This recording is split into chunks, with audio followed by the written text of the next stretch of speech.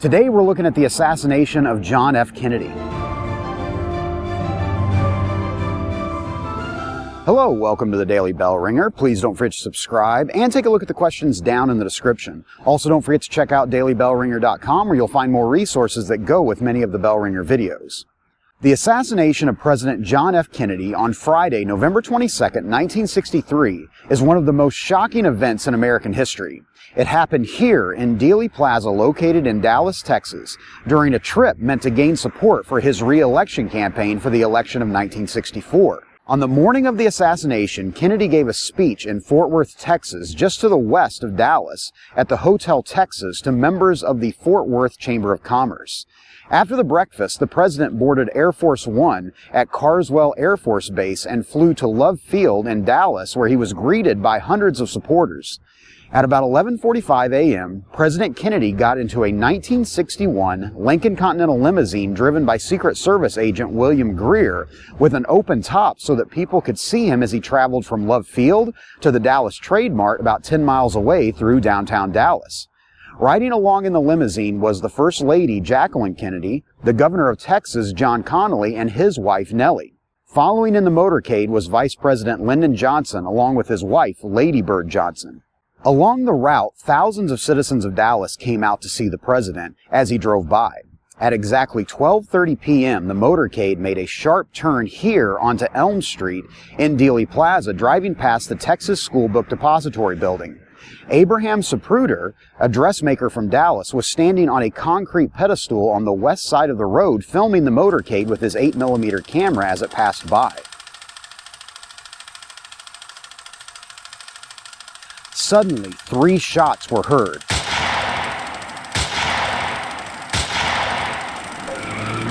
It appears as though something has happened in the motorcade route. There has been a shooting. I repeat, a shooting in the motorcade in the downtown area. The president's car is now going past me, now traveling at a very high rate of speed. Secret Service. President Kennedy was struck with 2 bullets, one through his upper back, exiting through his neck, and one in the back of his head. Additionally, Governor Connally was also hit in the back with one of the bullets.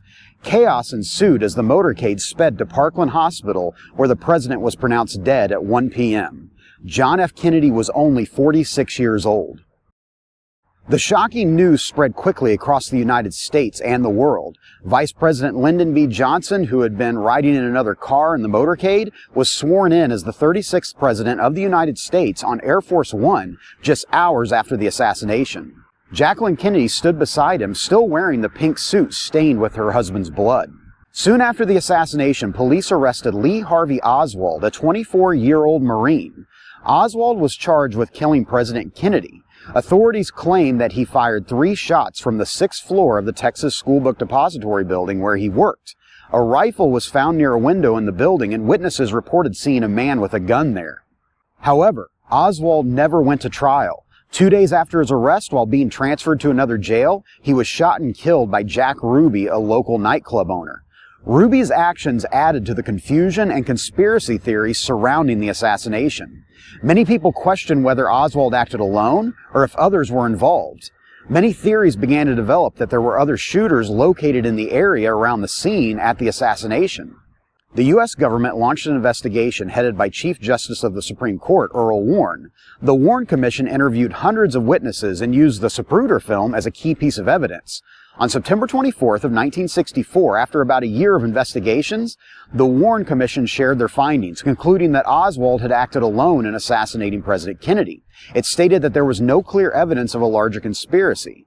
Despite this official report, many Americans remain skeptical. Over the years, numerous conspiracy theories have emerged suggesting involvement by the Mafia, the CIA, the Soviet Union, or others. The assassination of President Kennedy left a lasting impact on the nation. People mourn the loss of the young, charismatic leader who inspired hope and progress. His death marked the end of what some called Camelot, a term used to describe the idealism and optimism of his presidency. The tragic event also led to changes in security procedures for protecting U.S. presidents, including stricter measures during public appearances. Today, the assassination remains a subject of fascination and debate. While some questions may never be fully answered, the memory of President John F. Kennedy and the impact of his life and death continue to resonate with people around the world. So with that, hopefully you learned something, and thanks for watching. Bye.